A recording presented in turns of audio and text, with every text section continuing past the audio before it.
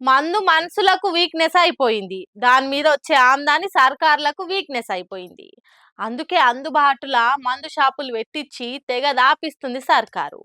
ఇగ అచ్చే రాబడి సాల్తలేదు. జనాలకు ఇంకింత రిమ్మెక్కిచ్చి, ఇంకింత గల్లపెట్ట నింపాలే అని చూస్తుందట.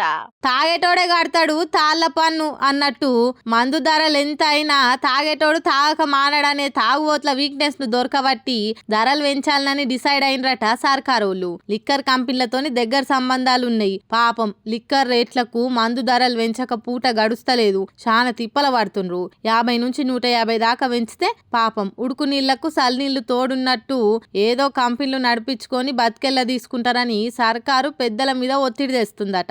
ఆ ఎమ్మెల్యే మొన్న మందు రేట్ల మీద సీఎం పెట్టిన రివ్యూ మీటింగ్ లో కూడా హాజరు పడ్డాడు. మందు కంపెనీల రేట్ల మీద ఒక కమిటేసి ఆ రిపోర్ట్ రాగానే ధరలు పెంచాలని డిసైడ్ అయినరట.